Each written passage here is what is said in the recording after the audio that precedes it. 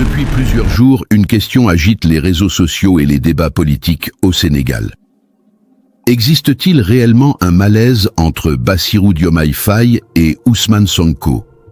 Alors que beaucoup voyaient en eux un duo inséparable capable de transformer le Sénégal, certaines déclarations, certaines décisions politiques et plusieurs rumeurs médiatiques alimentent aujourd'hui les soupçons d'un possible conflit au sommet de l'État. Entre manipulation médiatique, analyse controversée et interprétation politique, une partie de l'opinion commence à se demander si le projet porté par Pastef est réellement en danger. Diomaye prépare-t-il réellement quelque chose contre Sonko?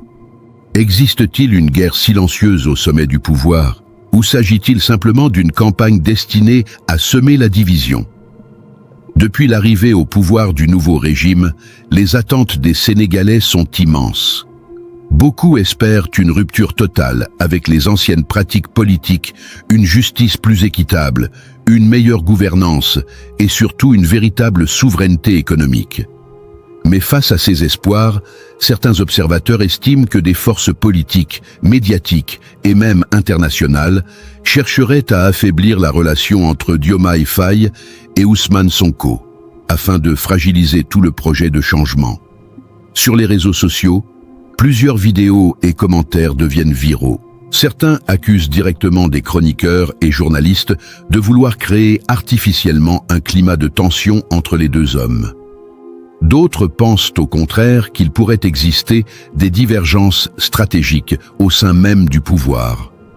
Ce débat devient encore plus sensible lorsque les questions de souveraineté, de FMI, de franc CFA, de relations avec la France ou encore de coopération avec les pays de l'AES entrent dans la discussion. Pour de nombreux militants de Pastef, le combat dépasse les personnes. Selon eux, l'objectif principal reste la transformation profonde du Sénégal et la défense des intérêts africains face aux pressions extérieures. Dans cette vidéo, nous allons analyser les rumeurs, les déclarations et les stratégies politiques qui alimentent actuellement cette polémique explosive. Diomaye et Sonko sont-ils toujours unis? Qui profite réellement de ces tensions médiatiques? Le projet politique peut-il survivre à une division interne? Ou assistons-nous simplement à une manipulation destinée à créer le buzz?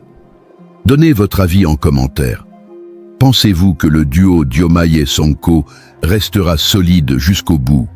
Ou que des tensions finiront par éclater au grand jour? Chapitre 1. Ousmane Sonko, le symbole d'une rupture politique en Afrique. Depuis plusieurs années, Ousmane Sonko est devenu l'une des figures politiques africaines les plus suivies et les plus commentées sur le continent. Sa popularité dépasse largement les frontières du Sénégal et s'explique avant tout par son image d'homme de rupture face au système politique traditionnel. Dans de nombreux pays africains, une grande partie de la jeunesse se sent abandonnée par les élites politiques classiques. Chômage massif, pauvreté, corruption, dépendance économique et influence étrangère alimentent un profond sentiment de frustration. Dans ce contexte, le discours de Sonko apparaît comme celui d'un leader qui ose dire publiquement ce que beaucoup pensent en silence. Son style direct, ses critiques contre la corruption et ses prises de position sur la souveraineté africaine lui ont permis de construire une image de dirigeant proche du peuple. Contrairement à certains responsables politiques accusés d'être déconnectés des réalités sociales, Sonko utilise un langage simple, offensif et accessible à la jeunesse. Sa popularité a également été renforcée par les nombreuses confrontations politiques qu'il a connues au Sénégal. Les arrestations, les procès et les tensions avec l'ancien pouvoir ont transformé Sonko en symbole de résistance pour beaucoup de jeunes Sénégalais et africains. Sur les réseaux sociaux, son influence est immense. Ses discours deviennent souvent viraux dans plusieurs pays africains. Des militants panafricanistes, des étudiants et des activistes voient en lui un homme capable de défendre les intérêts africains face aux puissances étrangères et aux institutions internationales. Cependant, cette popularité s'accompagne aussi de nombreuses critiques. Ses opposants estiment parfois que son discours est trop radical ou trop conflictuel. D'autres pensent que l'immense attente populaire autour de sa personne pourrait devenir un risque si les résultats politiques tardent à apparaître. Malgré cela, Sonko reste aujourd'hui l'un des leaders africains les plus populaires auprès des jeunes générations. Pour beaucoup, il incarne l'espoir d'une Afrique plus souveraine, plus juste et plus indépendante. Chapitre 2. Pourquoi la jeunesse africaine se reconnaît dans Ousmane Sonko? La force politique d'Ousmane Sonko repose en grande partie sur sa capacité à parler directement à la jeunesse africaine. Aujourd'hui, l'Afrique possède l'une des populations les plus jeunes du monde, mais cette jeunesse fait face à d'immenses difficultés économiques et sociales. Au Sénégal comme dans d'autres pays africains, beaucoup de jeunes dénoncent le chômage massif, le manque d'opportunités, la corruption, les inégalités sociales et la dépendance économique vis-à-vis de l'extérieur. Dans ses discours, Sonko insiste souvent sur la nécessité pour les Africains de reprendre le contrôle de leurs ressources naturelles, de leur économie et de leur destin politique. Ce message trouve un écho très fort auprès d'une génération qui veut voir l'Afrique devenir plus puissante et plus respectée dans le monde. La question du franc CFA, du FMI, de la dette et de la souveraineté économique occupe également une place importante dans sa communication. Beaucoup de jeunes considèrent ces sujets comme essentiels pour comprendre les difficultés économiques africaines. Sonko bénéficie aussi d'une forte présence numérique. Les réseaux sociaux ont joué un rôle central dans sa popularité. Ses discours circulent massivement sur TikTok, Facebook, YouTube et WhatsApp. Cette communication moderne lui permet de toucher directement les citoyens sans passer uniquement par les médias traditionnels. De plus, son image personnelle renforce cette proximité avec la jeunesse. Il apparaît souvent comme un homme simple, discipliné et combatif. Ses partisans le présentent comme un dirigeant, prêt à affronter les puissances politiques et économiques au nom des intérêts nationaux.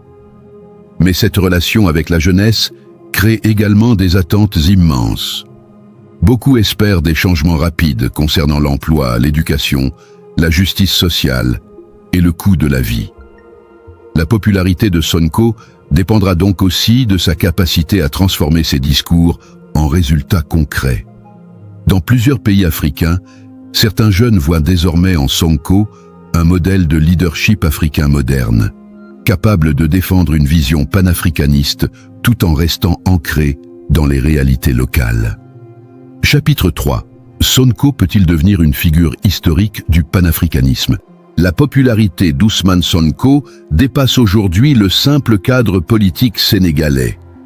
Beaucoup d'observateurs se demandent s'il peut devenir une figure majeure du panafricanisme contemporain, à l'image de certains grands leaders africains du passé. Son discours repose sur plusieurs idées fortes: la souveraineté économique, la lutte contre la corruption, la valorisation des ressources africaines, la coopération entre États africains et la réduction de la dépendance extérieure. Ces thèmes sont devenus centraux dans le débat politique africain actuel, notamment avec les changements observés dans plusieurs pays du Sahel. Des dirigeants comme Assimi Goïta, Ibrahim Traoré ou Abdourahmane Tiani défendent également des positions mettant en avant la souveraineté nationale et la coopération africaine. Sonko apparaît donc pour beaucoup comme un acteur important de cette nouvelle génération politique africaine. Sa proximité avec plusieurs mouvements panafricanistes renforce encore davantage cette image. Cependant, devenir une figure historique ne dépend pas seulement des discours ou de la popularité médiatique. L'histoire retient surtout les dirigeants capables d'obtenir des résultats durables pour leur population. Les défis restent énormes: améliorer l'économie, réduire le chômage, stabiliser les finances publiques, renforcer la sécurité, moderniser les infrastructures et préserver l'unité nationale. La popularité peut être très forte aujourd'hui et diminuer rapidement demain si les attentes populaires ne sont pas satisfaites. C'est pourquoi beaucoup considèrent que la véritable épreuve pour Sonko commence maintenant avec l'exercice du pouvoir.